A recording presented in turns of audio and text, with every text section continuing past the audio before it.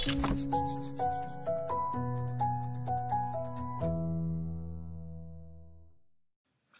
الله الرحمن الرحیم. توضیح رو با فصل 1 و 7 ادامه میدیم. اینجا میخوایم این مختصری از دیتابیس اپلیکیشن ها، تاریخچه دیتابیس اپلیکیشن ها بگیم. من قبلا اینا رو خب درس نمیدادم، به بچه ها میسپارم یه نگاهی بکنن، ولی خب حالا با توجه به اینکه ضبط میکنیم و دیگه وقت کلاس لازم نیست مثلا برای این صرف بشه، میتونم توضیح بدم براتون، باش آشنا بشید. البته یک آشنایی خیلی کلیه و اگر دوست داشته باشید خودتون میتونید بعداً مراجعه بکنید به صفحات وب هست، نمیدونم کتاب‌هایی هستن که میتونید توش مطالب بهتر رو ببینید و توضیحات بیشتر رو بشنوید، ولی خب حالا من دیگه خیلی وارد اون قضایا نمیشم به خاطر که به اصل مطالب دیگه هم برسیم. خود این فصل اولم کلی طول کشیده. توی خیلی از اپلیکیشن هایی که قبلا هم وجود داشت، مثل همون دانشگاه و نمیدونم بانک و نمیدونم ثبت احوال و خیلی از شرکت ها و اینها، تعداد رکورد هایی که شبیه به هم بودن خیلی زیاد بود. یعنی مثلا فرض بکنید برای دانشجو باید یه سری رکورد ها نگه داشته میشد، برای نمیدونم درس ها، این چیزی که اینجا هم نوشته. شما تو بانک برید برای حساب ها، انواع حساب ها، خیلی از رکورد هایی که می‌بینید رکورد های مشابهی هستند و این رکورد های مشابه با همدیگه در ارتباطند. نکته‌ای که وجود داشت در دیتابیس های قدیمی، یعنی در DBMS های قدیمی اینجوری بگم، یا حالا در دیتابیس سیستم ها که حالا دیتابیس سیستم یه بخشش دیتابیس هم هست، این بود که بحث مربوط به نمایش مفهومی با بحث مربوط به نحوه ذخیره‌سازی فیزیکی که حالا شامل ساختار نگهداری و نحوه نگهداری و مدیای نگهداری و حتی جای مثلا رکوردها روی دیسک یا رسانه ما بود، با هم دیگه قاطی میشد.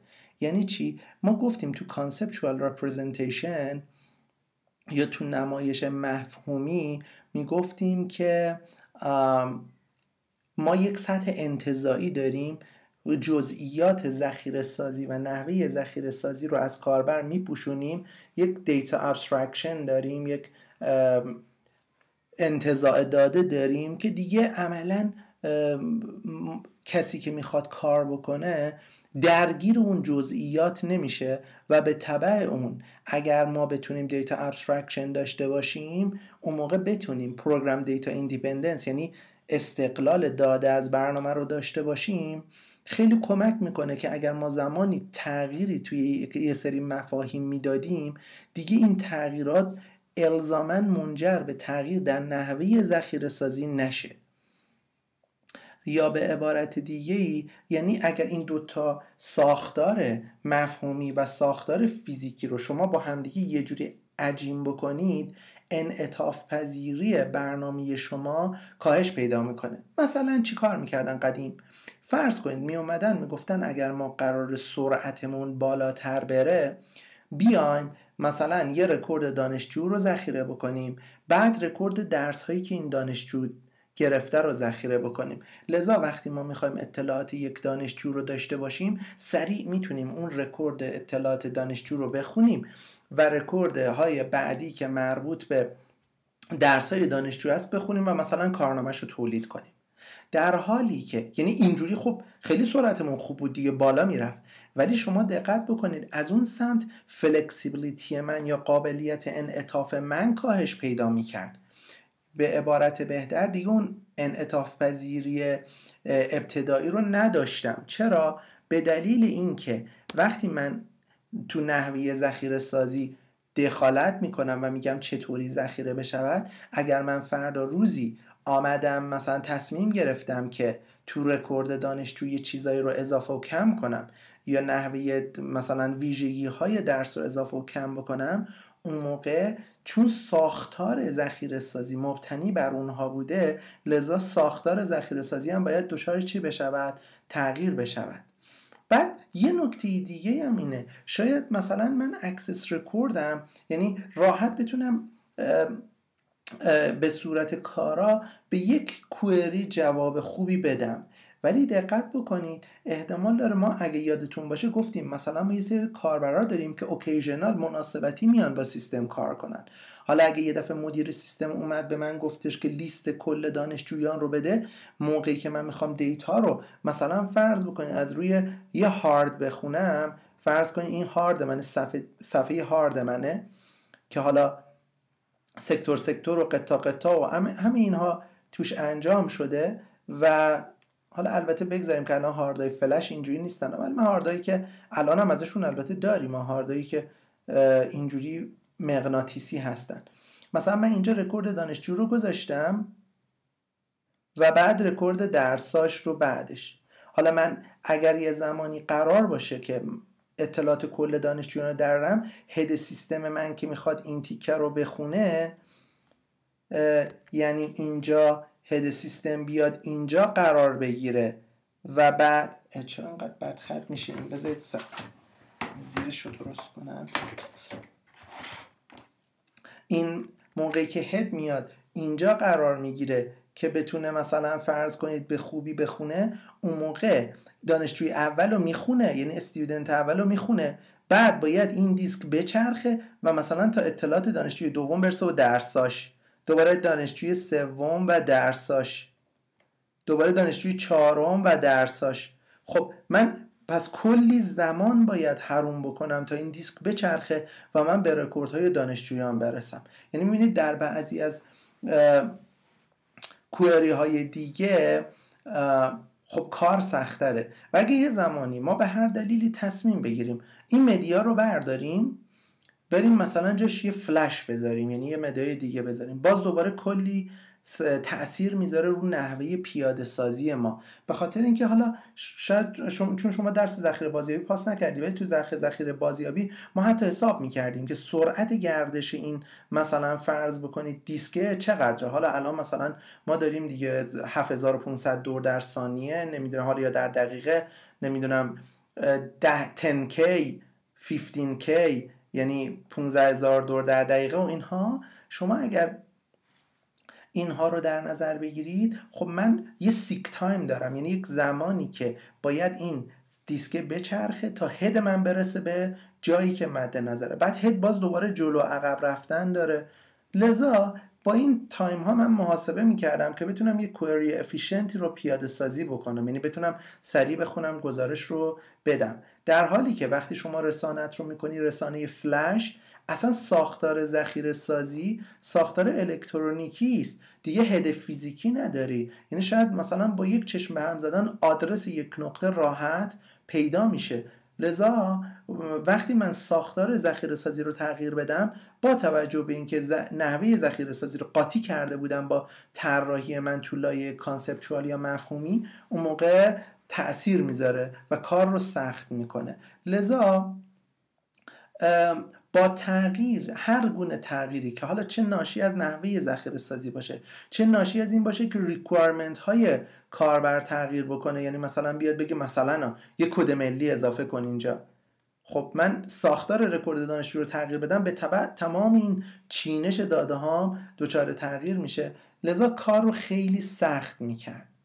از سمت دیگه نکته مشکل دار دیگه که توی پایگاه داده های سنتی بود این بود که فقط چیز داشتن، یعنی the early system was that they provided only programming language interfaces، یعنی فقط ارتباط با یک زبان رو داشتن و خب این خیلی سخت بود. یعنی صرف این که مثلا شما با یک برنامه باید برنامه می نوشتی که برنامه رو می نوشتی، تستش می کردی، دیباگش می کردی تا با استفاده از اون برنامه بتونی ذخیره سازی بکنی یا از اطلاعاتت برداری. ولی الان میبینید DBMS های امروزه شما منو داری، نمیدونم فرض بکنید میتونی با درگ اند دراپ یه سری کارا انجام بدی، نمیدونم کوئری توش بنویسی، با زبان مثلا دستور بهش بدی. لذا صرفاً با نوشتن پروگرامینگ لنگویج نیست، یعنی غیر از پروگرامینگ لنگویج چیزهای دیگه هم واقعا وجود داره، اینترفیس های دیگه یا واسط های کاربری دیگه که میتونید ازش استفاده بکنید. خب نکته دیگه که برای اینها وجود داشت اکثر این دیتابیس ها روی سیستم های بزرگ پیاده سازی شده بودن were implemented on large and expensive mainframe computers. یعنی روی مین فریم ها پیاده سازی شده بودن که حالا مثلا توی وسطای یا اواسط 1960 و تا 1970 1980 یعنی این 2 دهه هم بودن. تا این 2 دهه مین فریم ها بودن که مثلا اگه کسی هم میخواست با اونا کار بکنه، مثلا یه دستگاه پردازش مرکزی خیلی غول درست حسابی، البته سن من کفاف نمیده ها، من الان حدوداً 40 سالمه، با مین فریم ها کار نکردم. یعنی من تو دبیرستان دیگه پی سی دیدم، پرسونال کامپیوتر، ولی اون مین فریم ها اینجوری بود که مثلا با یه دامی کلاینتی یا با یه کلاینتی که خیلی مثلا نمیفهمه وصل میشد به مین فریم ها و اگه اشتباه نکرده باشم، البته این وصل شدم نه از لای شبکه، فکر میکنم نزدیک بودن، حالا خواستید سرچ بزنید، من الان دقیقاً تو ذهنم نیست، ولی مثلا یه سری کلاینت ها داشته که از طریق این کلاینت ها شما میتونستید دستوراتتون به مین فریم بدید و براتون اجرا کنه برگردونه. حتی مثلا بعضیشون پانچ کارت داشتن، یعنی مثلا یه سری کارت ها که سوراخش بکنن که بتونن مثلا برنامه رو با استفاده از اون سوراخ ها میتونستن به سیستم بدن. دوست داشتید برید سرچ کنید ببینید معماریشون چطوری بود و عکسش هست توی اینترنت و اینها، من دیگه وقت نمیذارم، خودتون راحت میتونید پیدا کنید. ولی پارادایم ها یا گزینه های، حالا بگم انواع مدل های داده ای که ما داشتیم، بخشش رو اینجا ذکر کرده، مدل های داده ای متفاوتی داشتیم. یکیش مدل سلسله مراتبی، مدل شبکه‌ای، مدل فایل معکوس، که اینها هر کدوم مدل های قدیمی بودن، هر کدوم هم یه سری مزایا یا معایب داشتن. مثلا میدید که توی مدل رابطه یک به چند رو به راحتی نمیتونید مدلش کنید، یا اگر مدلش کنید رابطه یک به چند یعنی چی؟ یعنی مثلا میگم که یک مادر چند تا فرزند داره، یعنی یک مادر چند تا فرزند داره. اینو بعداً بررسی میکنیم توی ای آر، بهتون خواهم گفت. مثلا ببینید تو اون مشکل داشتن، یا تو بعضی از کوئری ها مشکل داشتن، یا اگر تغییری ایجاد میشد به راحتی نمیتونستید آپدیتشون کنید. لذا هر کدوم از اینا رو اگه بررسی بکنید یه سری مشکلات دارن. من اینورتد فایل رو مثلا نگاه کنید، یا اینورتد داکیومنت، یعنی مثلا فرض کنید من بیام کلمات رو بکشم بیرون و بگم هر کدوم از این کلمات تو کدوم داکیومنت ها هست، که اگه کوئری زده شد بتونم راحت بدونم توی کدوم داکیومنت ها نگهداری میشه. حالا این البته میبینید این ایندکس معکوسه، من دارم به عنوان اینورتد فایلز میدم، خواستم یه ایده این تیپی بهتون نشون بدم.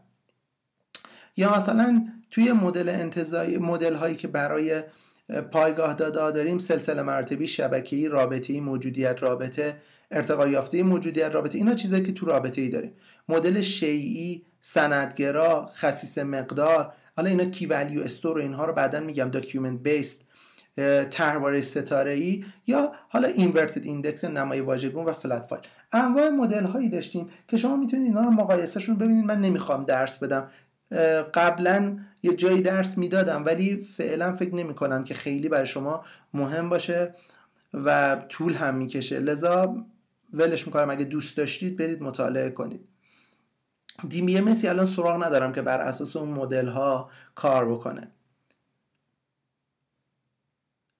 خب بعد از این که این مشکلات دیده شد، اومدن پیشنهاد کردن که ما بیایم بحث ذخیره سازی یا همون فیزیکال استوریج رو از داده ها توی بحث شمای مفهومی، اینجوری بحث مربوط به فیزیکال استوریج که نحوه و ساختار ذخیره سازی پایگاه داده ها رو برای ما داشت، یعنی توش برای ذخیره میکردیم به صورت فیزیکی، از اون شمای مفهومی یا از اون نمایش مفهومی که برای ما لایه انتظاری رو نشون میداد بتونیم چیکار بکنیم؟ بتونیم کاملا جدا بکنیم، ولی اگر اینها رو جدا میکنیم بتونیم یک رابطه بین اینها فراهم بکنیم که اگه یه زمانی یک پرسجویی یا یک فعالیتی انتظار میره توی لایه مفهومی، بتونیم با یه مپینگی، با یک قاعده مبتنی بر ریاضی، یعنی منظورم علمی محور و متمتیکال فاوندیشن، میبینید که تو این فصل ما در مورد جبر رابطه‌ای و حساب رابطه‌ای خواهیم خواند که اصلا کلا ریاضیه، ولی به شما نشون میده که چطوری ما ریاضیوار بتونیم از اون حالت، از اون نمای مفهومی بتونیم چی رو برداشت کنیم، اون کوئریا یا اون جوابهای پرسجومون رو به دست بیاریم.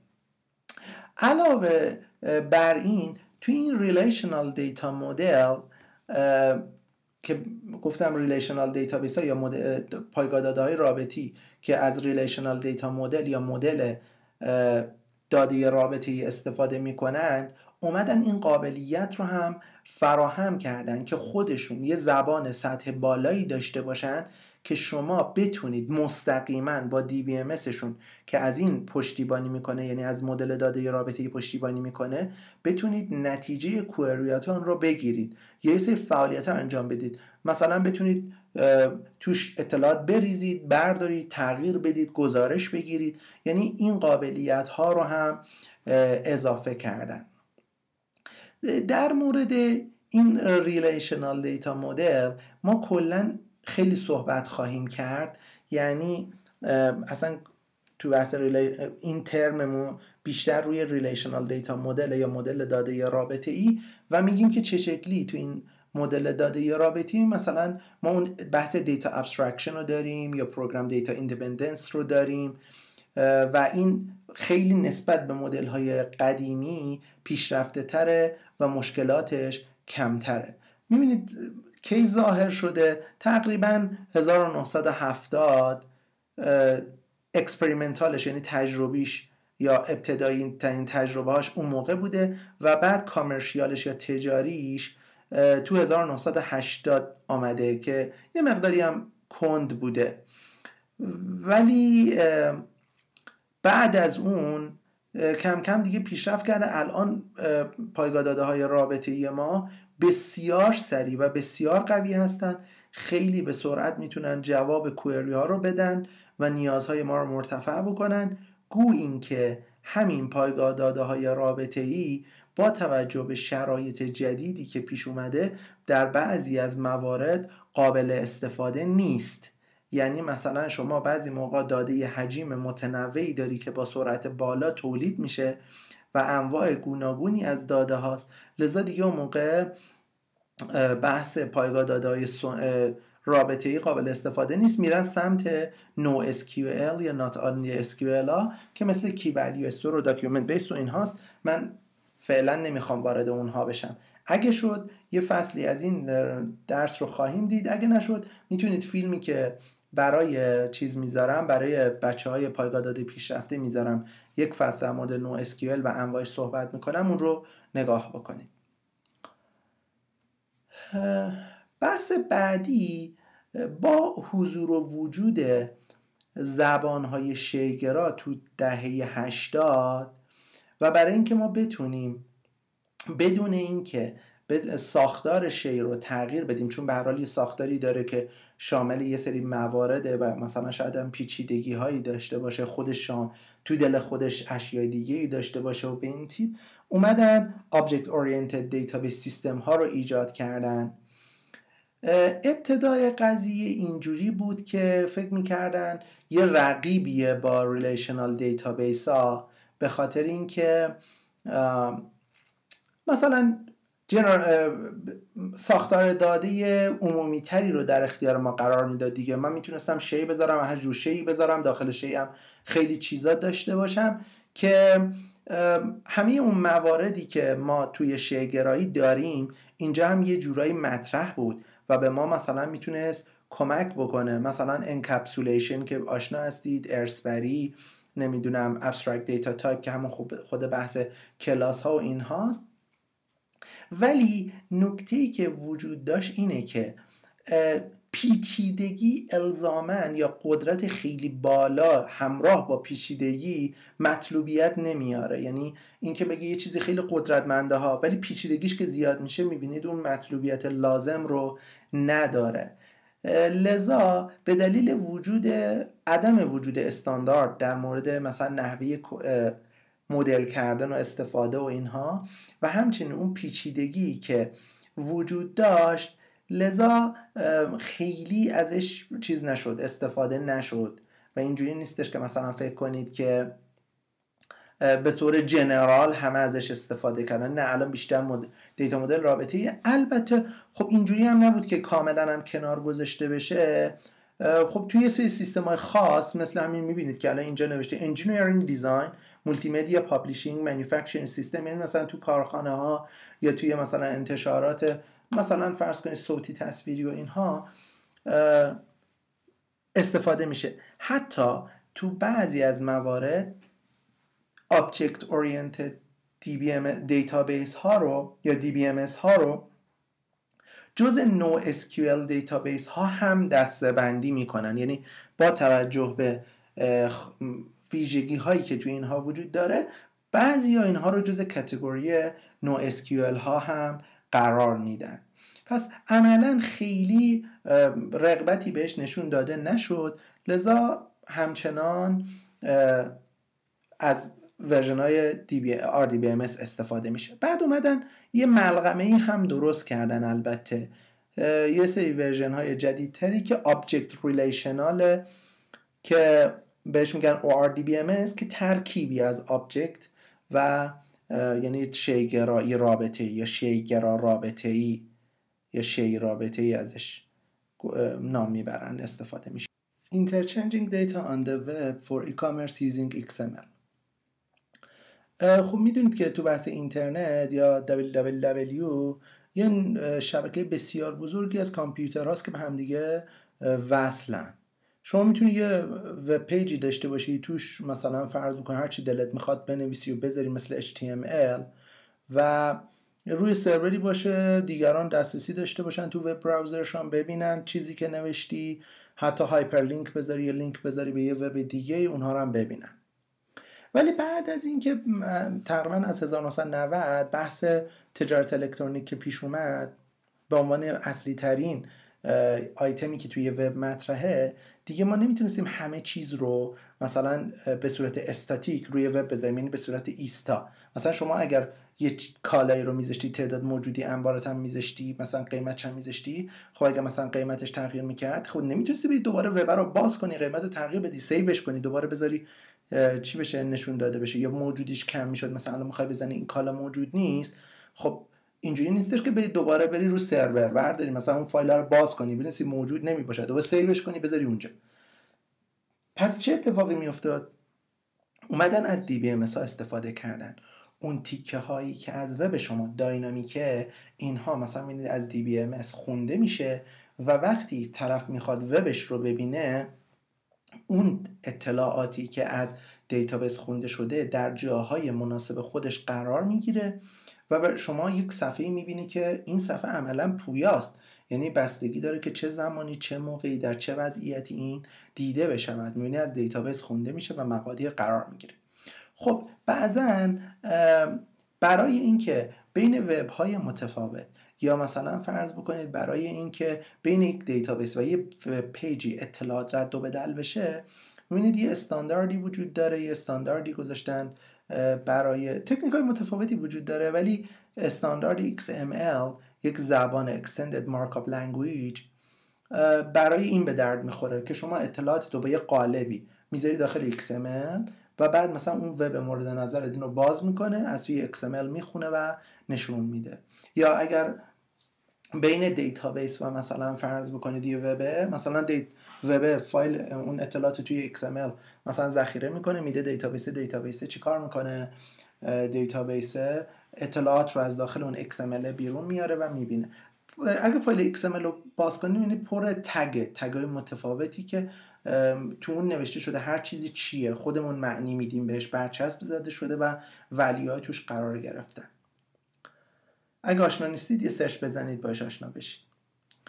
نکته بعدی که وجود داره اینه که DBMS هایی که ازش استفاده میشد، این DBMS ها خب چیز بودن دیگه، یعنی همه منظوره بودن، ولی بعضی موقع پیش می اومد که نیازهای خاصی وجود داره و برای اون نیازهای خاص باید کار خاصی انجام بشه، مثلا پرفورمنس بهتری داشته باشه، قابلیت‌های دیگه‌ای داشته باشه، لذا اومدن یه سری اکستنشن براشون ایجاد کردن. یعنی مثلا می‌بینید که همون شرکتی که اون DBMS رو نوشته یا حالا یه ترد پارتی، یعنی یک شرکت سومی شخص ثالثی میاد یه اکستنشن مینویسه برای اون، یا مثلا ماژول اضافه. اون ماژول اضافه رو وقتی شما نصب بکنید میتونه برای اون عمل کردی که شما مد نظرتون بوده بهتر عمل کنه. مثلا ببینید بعضی از نیازها وجود دارن، مثلا نیازهای علمی. تو اپلیکیشن های علمی مثلا ما میخوایم کلی اطلاعات، نمیدونم فرض کنید آزمایش ها رو ذخیره بکنیم، نمیدونم شرایط رو ذخیره کنیم، عکسی ذخیره کنیم، ایکس ری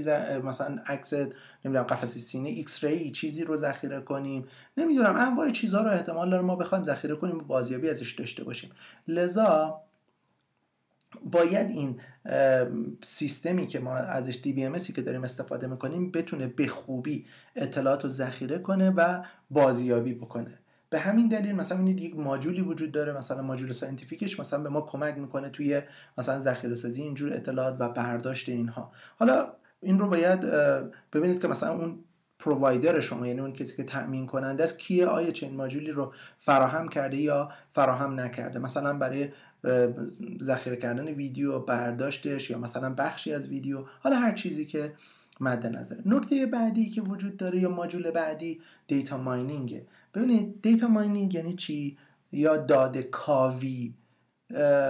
بعضی از اپلیکیشن ها کارشون اینه که از اطلاعاتی که شما ذخیره کردید بتونه بره از توی اون اطلاعات الگوها و روابطی بین داده ها رو در بیاره که شاید به طور عادی به راحتی دیده نشند، به راحتی قابل تشخیص نباشند.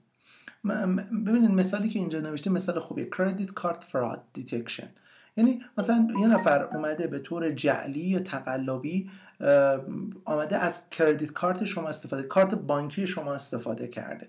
چطوری اینو بفهمه؟ مثلا میاد تمام تراکنش های شما، تمام تراکنش های بانکی شما رو بانک مثلا بده بی دی بی ام اس که پردازش بکنه، تو دی بی ام اس هست دیگه، پردازش بکنه، بگه ببین این آدمی که الان مثلا 15 ساله تا حالا از شما مثلا فرض بکنید سرویس گرفته و همه کاراش رو انجام داده، هیچ وقت مثلا چکی نداشته که مثلا این مبلغ باشه و سررسیدش اینجوری باشه، مثلا حالا یه جور خاصی، یا مثلا یه خرید خاصی داشته باشه. من خودم یادم میاد یه دفعه توی اونجایی که درس میخوندم دیدم توی کردیت کارتم مثلا یه دفعه یه مقداری ظاهر شده از یه جایی که من تا حالا نرفته بودم.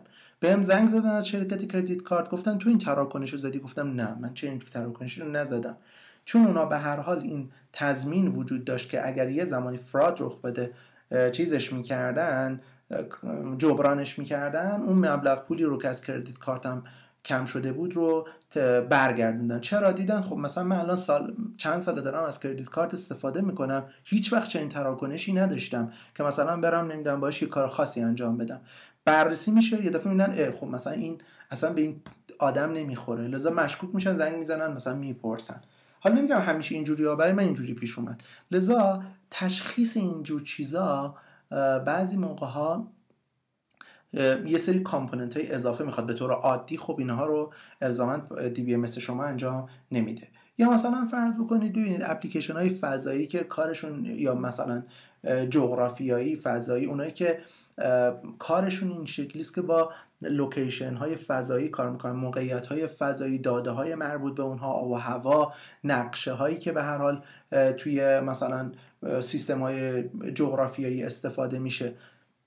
خب شما اگر دقت بکنید، من اگر میخوام مثلا فرض بکنید شرکت DHL هم، DHL یک شرکت پستی یا شرکت پست ایرانم، مثلا فرض بکنید میخوام ببینم توی نقشه ها این بسته های پستی که به دست ما رسیده چطوری ماشین ها، موتورها یا اینایی که بسته ها رو میرسونن چطوری برن کمترین میزان اتلاف وقت رو دارن، بیشترین بسته رو میرسونن، کمترین مصرف بنزین رو دارن، یعنی کوتاه‌ترین مسیرها رو براشون پیدا کنم نسبت به اون کالاهایی که اومده. خب این رو به طور عادی یا باید یه اپلیکیشن بنویسی انجام بده، یا اینکه بعضی موقع‌ها می‌بینید بخشی از این کارها رو، بخشیشو نمیگم یه دفعه کلشو، ولی بخشی از این اطلاعات رو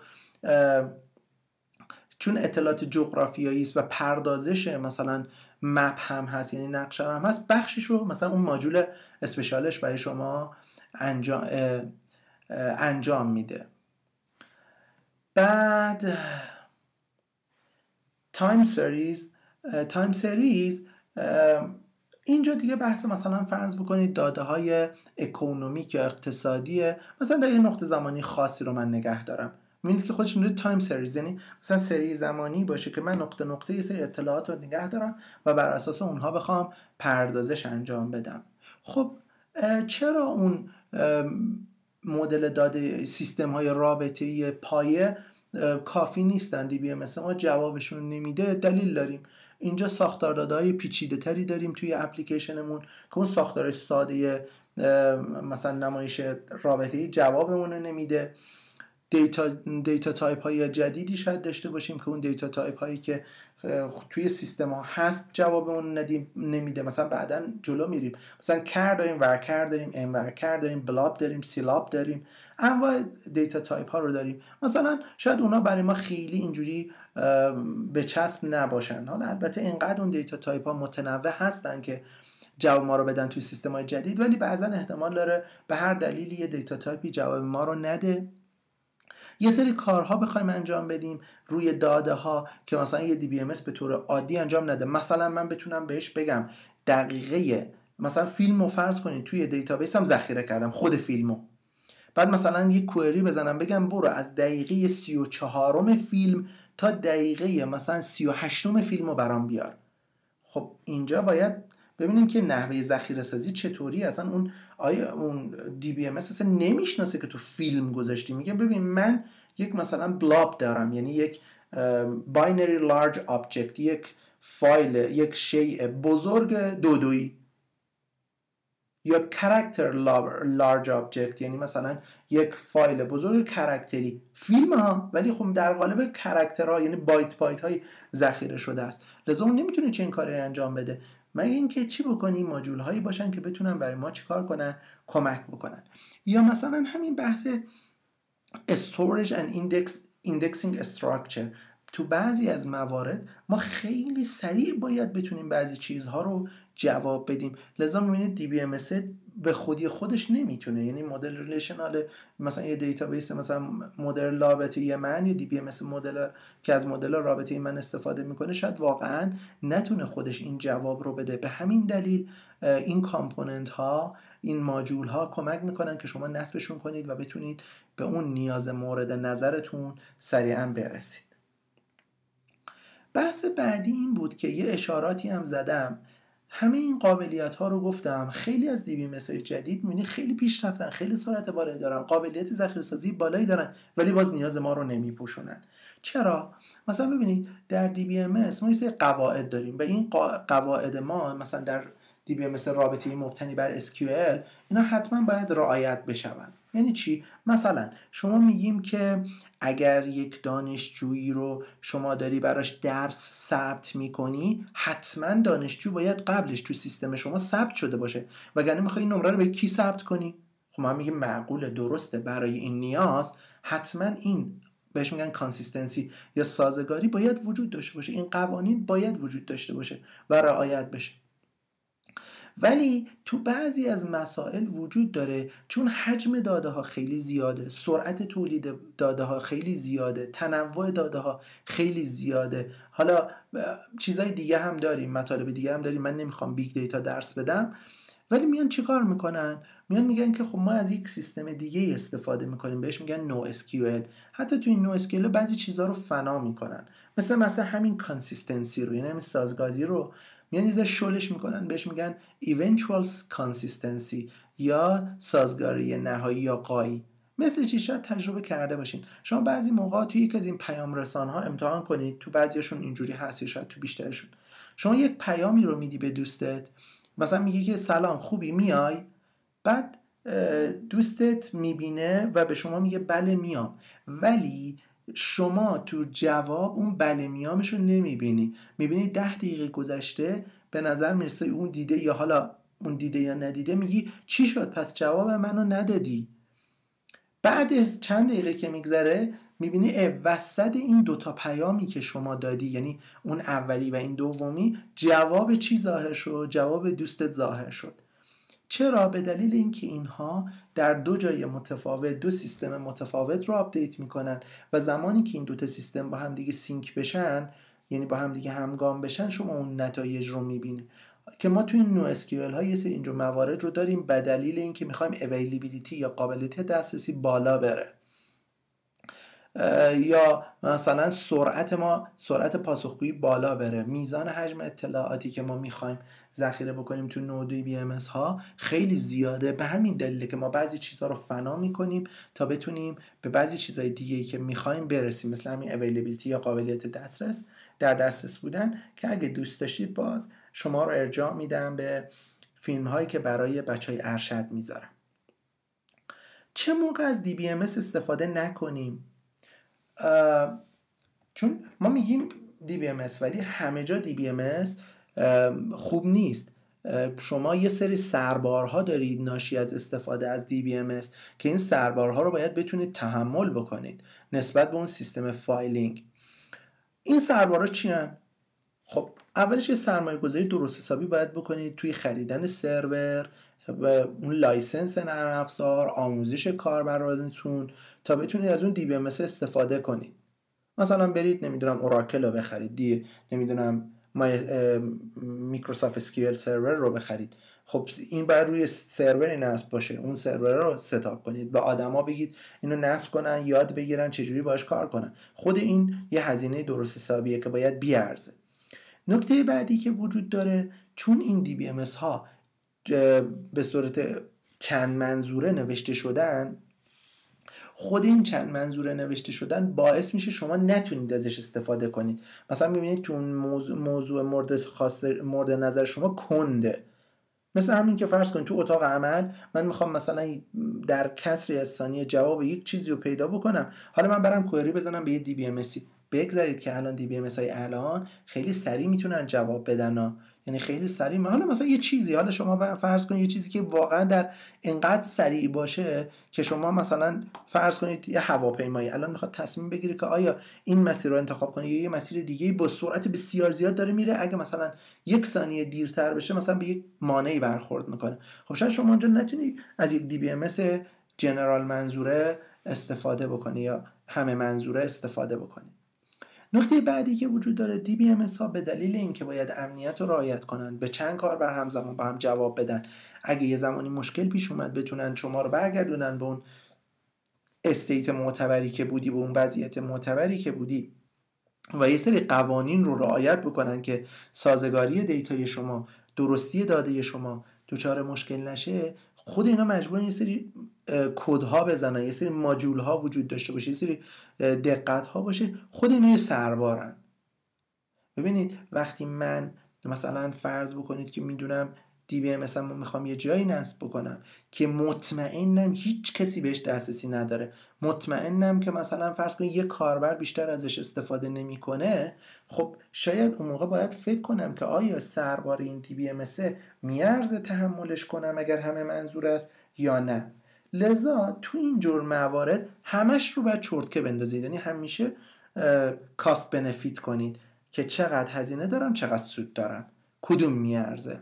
اگر دیدید که مثلا نمیارزه، باید اون موقع چیکار بکنید؟ خودتون بیاید مثلا یه اپلیکیشن تولید بکنید و بحث ذخیره سازی و بازیابی ایناشو خودتون انجام بدید. یعنی DBMS رو، یا بیاید DBMS رو یه جور خاصی اگر اجازه میده کاستومایزش کنید، بومی سازیش کنید، تنظیماتش رو طوری تغییر بدید و پیکربندیش کنید که بتونه جواب خاص شما رو بده، تازه اگر اون DBMS اجازه چنین پیکربندی رو به شما بده. حالا چه شرایطی؟ مثلا چند تا اپلیکیشن رو اینجا مثال زده که مثلا اینها شاید واقعا رو DBMS نیارزه. Simple Well Defined Database Application مثلا میگه شما دیتایی داری که خیلی تغییر نمیکنه یا انتظار نداری تغییر کنه.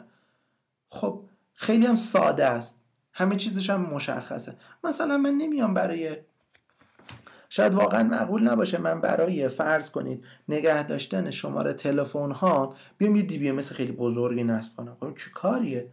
شما میتونید راحت با سیستم فایلینگ یه برنامه کوچولو بنویسی، تمام نمیدونم کانتکتاتو نگه داره، نمیدونم یه سری توضیحات نگه داره، شماره تلفن های مرتبط با اونها نگه داره.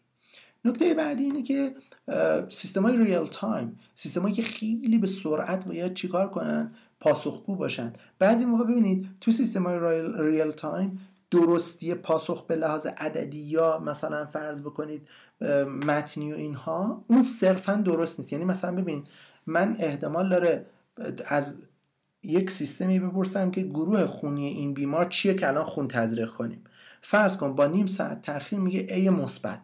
A مثبتش هم واقعا درسته ها، ولی چی؟ ولی این A مثبتی که میگه چون زمان رو توش دخیل ندونستیم، یعنی فاصله داده، اون زمانی که باید جواب میداده جواب نداده، دیگه درست محسوب نمیشه. یعنی اگه زمان رو کاملا دخیل ندونی A مثبت درسته، ولی اگه قرار بوده ریال تایم باشه، به لحظه جواب بده، حتی اگر مثلا با 2 دقیقه تاخیرم بگه این مثبت، دیگه برای از لحاظ ما اون جواب درست محسوب نمیشه، به خاطر که ما محدودیت‌های زمانی رو هم باید در نظر بگیریم. لذا اونجا هم شاید جواب نده. بحث بعدی سیستم‌های نهفته است، مثل همون چیزایی که مثلا من خدمت شما گفتم. شما نمیتونی بری تو هواپیما یه سرور بذاری، مثلا بگی این سرور کار کنه، یه دی بی ام اس روش نصب میکنم، اطلاعات هر لحظه هواپیما رو ذخیره کنه، نمیدونم مثل اینجور کارها رو انجام بده. نمیشه چنین کاری رو انجام داد. البته نمیگم این کار انجام نشده. تو هواپیمای بوئینگی که در نیم ساعت مثلا میبینید 500 مگ دیتا تولید میکنه، کالا برید میبینید یه حجم خیلی زیادی داده تولید میکنه. یک هواپیمای بوئینگی که داره پرواز میکنه، اونجاش حالا یه دی بی ام اس خاص منظوره یا نمیدونم با یک سیستم خاصی باید اون اطلاعات به هر حال ذخیره بشود. ولی توی سیستم های، حالا شاید هواپیما مثال خوبی نباشه، شما مثلا ماشین ظرفشویی رو در نظر بگیرید، حتی واقعا تو هواپیما هم باز این دی بی ام اس چند منظوره شاید جواب نده، باید لازمه کاستومایز بشه. ولی شما تو ماشین ظرفشویی، ماشین لباسشویی، یخچال، خب اینها به هر حال یه سری چیزای پردازشی دارن که بعضا میبینید برنامه براشون نوشته میشه، ولی این امبد سیستما، یعنی این سیستمای نهفته دیگه نمیشه شما بگی من یه سرور میذارم کنار ماشین ظرفشویی، اطلاعاتش رو بریزم تو این و بعد بردارم نمیدونم کار خاصی انجام بدم. حالا اونایی که بیشتر مطلع نگن من یه FPGA گذاشتم فلان کردم بهمان کردمش، مثلا روی کیتی همش رو قرار دادم با یه فلش مموری راحتی. من دارم حالا جنرالی صحبت میکنم. حالا امبدد سیستم ها یعنی کلا اون سیستم هایی که به طور نهفته اینها توشون قرار میگیره، یعنی اون اپلیکیشن شما قرار میگیره و قرار پردازش رو انجام بده، به خاطر اون فضای ذخیره‌سازی کوچیکی که دارن مناسب نیست که دی بی ام اس استفاده بشه. نکته بعدی که وجود داره، قرار نیست مالتیپل یوزر باشین. اینم خدمت شما عرض کردم، نه الزاما هر سینگل یوزری، یعنی هر سیستم تک یوزری رو نباید دی بی ام اس ازش استفاده کرد، اینم بسته به مسئله است. ولی یکی از مهمترین مزایایی که ما دنبالش بودیم تا از مثلا فرض کنید چیز استفاده بکنیم، از دی بی ام اس استفاده بکنیم، همین بود که میتونست چند تا یوزر رو از راه دور حتی با اونها جواب بده. این بسته به مسئله است. بعضی موقع میبینی شما سینگل یوزری و مالتی یوزر رو نمیخواد، بقیه نکات دیگر هم داری، خب میگی من دیگه نمیخوام از دی بی ام اس چیکار بکنم، استفاده بکنم. میبینید که نوشته certain industries and applications have elected not to use general purpose DBMS. یعنی بعضی از اقشار تو صنعت، حالا بعضی از کارخانه‌های صنعتی و نمیدونم اینها، یا تو بعضی از مثلا حالا اینجوری تو بعضی از صنایع و تو بعضی از کاربردها تصمیم گرفتن که جنرال پرپس یعنی دی بی ام اس چند منظوره استفاده نکنن. مثلا تو کد تولز ها چی هن؟ مثلا اتوکد که شما توش میری نقشه میکشی، نمیدونم نقشه رو ذخیره میکنی، نمیدونم مثل کارهای این شکلی انجام میدی. خب اینا میبینی با سیستم فایلینگ کار میکنن، فایلای مربوط به خودشونو دارن، نمیدونم حالت 2 بعدی 3 بعدی نمیدونم رندر بکنن چیکار کنن. یا مثلا شما فرض بکنید توی مخابرات اونی که سویچینگ رو انجام میده، یعنی مثلا شما وقتی شماره تلفن میگیری یه شماره تلفن مقصدی رو پیدا بکنه، بگه این وایس رو این دیتا رو از اینجا رود کن، یعنی مسیریابی کن به یه جای خاصی، خب اون بره چیکار، مثلا دی بی ام اس خاص خودش رو بنویسه که بتونه برای اون مسئله بهترین پاسخ رو بده. یا حالا باز جی آی اس یعنی سیستم های Geographical Information System، سیستم اطلاعات جغرافیایی که مثلا مربوط به اطلاعات نقشه ها و نمیدونم موانع فیزیکی، نمیدونم حالا عوارض فیزیکی، نمیدونم انواع چیزهایی که اونجا وجود داره توی بحث‌های جغرافیایی، اونجا مطرح و پردازش باید بشه، خیلی هم سریع مثلا پاسخگویی بشه. لذا اینجا هم باز از دی بی ام اس های خاص منظوره میشه استفاده کرد، یا شاید هم بعضی موقع مجبور بشید استفاده کنید. با این نکاتی که خدمت شما عرض کردم فصل 1 تموم شد.